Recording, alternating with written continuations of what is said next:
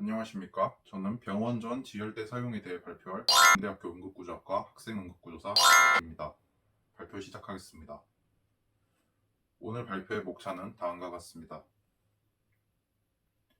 먼저 지혈대는 무엇인지에 대해 간략히 알아보고 시작하겠습니다.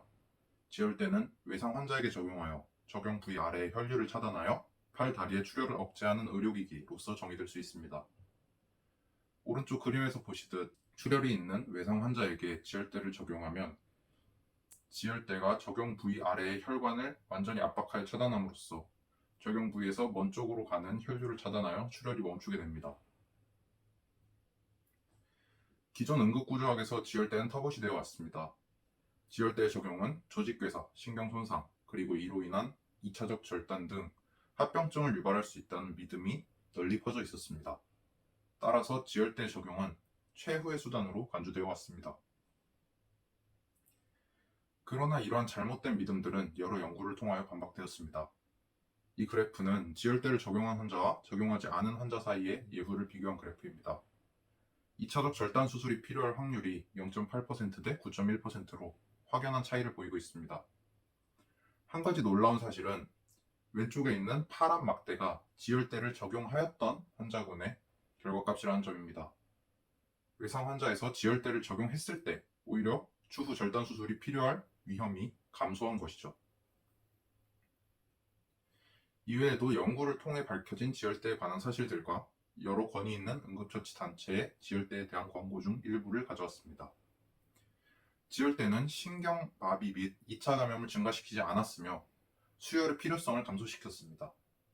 지혈대 적용은 생존율의 증가와 유의미한 연관이 있었으며 적응증이 아닌 환자에게 적용된 지혈대도 큰 문제를 유발하지 않았습니다. 따라서 2시간 이내의 지혈대 적용은 안전한 것으로 밝혀졌습니다. 이에 입각해 미군은 전장에서 적극적으로 지혈대를 적용하는 응급처치 원칙인 TCCC를 채택하였고 이는 민간으로 전파되어 현재에 이르고 있습니다. 다음으로 지혈대 적응증에 대해 알아보겠습니다. 지혈대 적응증은 직접 압박으로 지혈되지 않는 깊은 관통상으로 인한 압좌 손상으로 인한 절단으로 인한 팔, 다리의 출혈로 정의할 수 있습니다. 지혈대 적용으로 인한 합병증 우려를 완전히 배제할 수 없으므로 기본적으로는 직접 압박을 통한 지혈을 우선으로 하고 직접 압박으로 지혈이 되지 않을 때 지혈대를 적용하는 것이 일반적인 원칙입니다. 그렇다면 오른쪽의 사진을 한번 봐보시죠. 외상성 절단이 있는 환자의 사진입니다. 혼란스러운 병원 전 응급의료 현장에서 이런 손상을 입은 환자의 출혈점을 정확히 찾아내서 거즈를 대고 붕대를 감는 것이 과연 가능할까요? 저는 쉽지 않을 것이라고 생각합니다. 이처럼 깊은 관통상, 압좌 손상, 절단 등 효과적인 직접 압박이 불가능한 손상 부위에서 생명을 위협하는 출혈이 계속되고 있을 경우에는 즉시 지체 없이 지혈대를 먼저 적용해야 합니다.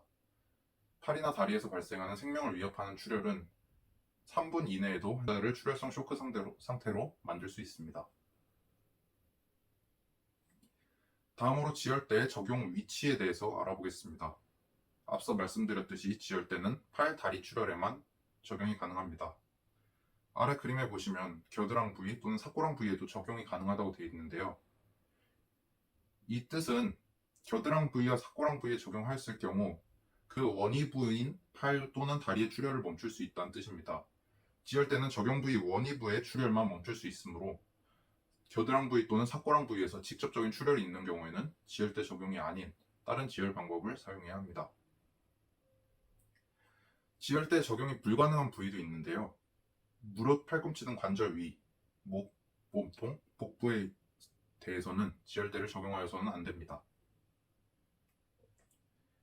다음으로 지혈대를 적용하는 방법에 대해 설명드리겠습니다. 먼저 영상을 보시겠습니다.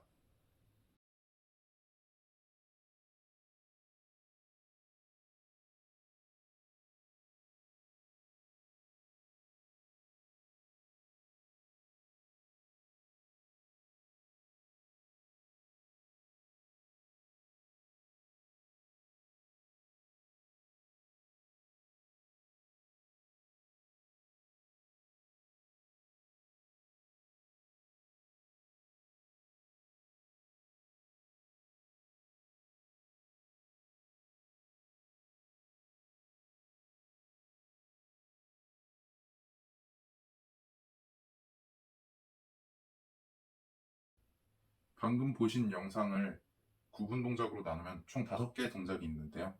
하나하나 짚어가면서 각 동작에서 유의해야 할 부분을 설명해 드리겠습니다.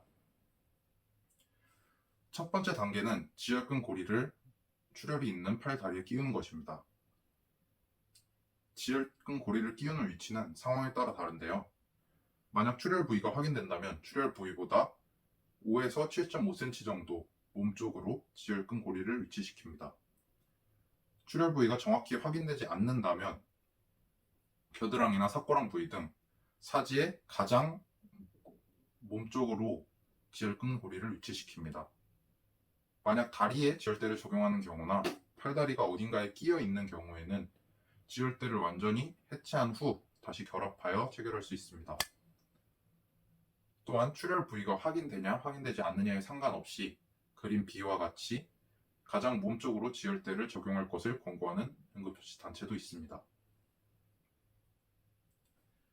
두 번째 단계입니다. 이 단계에서 강조할 것은 지혈근을 최대한 강하게 조여야 한다는 것입니다. 다른 어떤 단계보다도 이 단계를 정확히 수행하는 것이 지혈대를 효과적으로 적용하는 데 가장 중요합니다.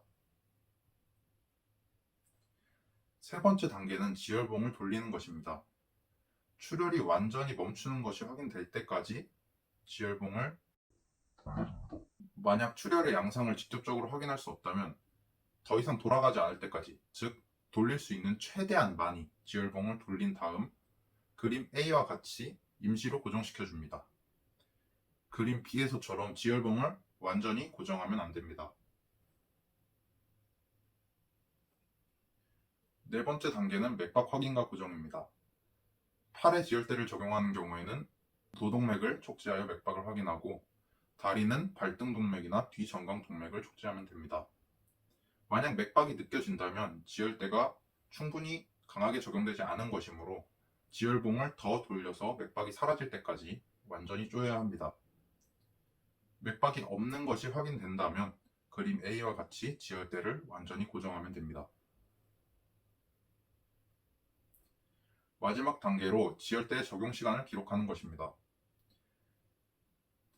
24시간법을 사용하여 기록해야 하며 지혈대의 시간 표시부에 펜을 사용하여 기록하거나 반창고를 사용하여 환자의 이마에 적용 시간을 표시할 수도 있습니다. 이런 방식으로 시간을 기록했다 하더라도 이는 공식적인 의료 기록이 아니므로 구급활동일지와 같은 의무기록지에 별도로 지혈대 적용 시간을 기록해야 합니다. 마지막으로 말씀드릴 내용은 지혈대의 적용 후 처치입니다. 정확하게 적용된 지혈대는 상당한 통증을 유발합니다. 따라서 적절한 진통 처치를 환자에게 해주어야 할 수 있습니다.